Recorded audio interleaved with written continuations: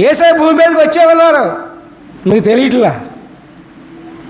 పరిపాలించేది లోకాన్ని ఆయనే, ప్రపంచాన్ని పరిపాలించేది ఆయనే పిల్లారా. కాబట్టి పిల్లారా, ఆయన కోసం కనిపెట్టుకుని ఉంటే పిల్లారా ఏం జరుగుతుంది చూద్దాం. కీర్తన 40:1-2 యెహోవా కొరకు నేను సహనముతో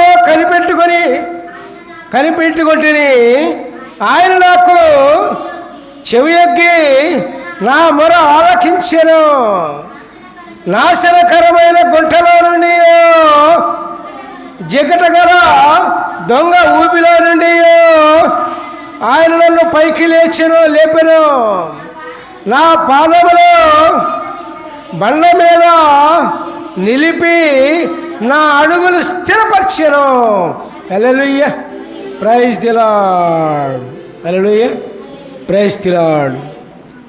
దేవుని కోసం కనిపెట్టుకుని ఉంటే ఏం జరిగింది? ఇక్కడ ఏం జరిగిందండి? దేవుడు ఆ వ్యక్తులు మన ఆలకిస్తాడు. తర్వాత నాశనకరమైన గుంట అంటే బాధ కావచ్చు, వ్యాధి కావచ్చు, ఇబ్బంది కావచ్చు, ఏదైనా కావచ్చు, నాశనకరమైన గుంట అన్నారు దాన్ని.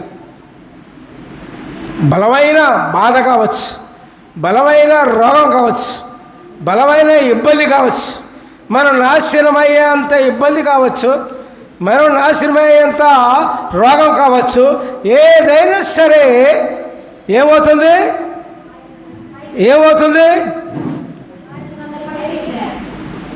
తర్వాత రెండవది, జిగటగల దొంగ ఊపిలో నుండి ఆయన నన్ను పైకెత్తెను. దొంగ ఊపి అంటే పాపం అనే ఊపి. దొంగ ఊపి అంటే మరి అనేక మంది మనుషులు పాపంలో పడ్డారు అంటే దాన్ని మానుకోవడం చాలా కష్టం. అదే ఇక్కడ చెప్తుంది. ఏమండి? అదే దొంగ ఊపి అంటే పాపమనే ఊబి.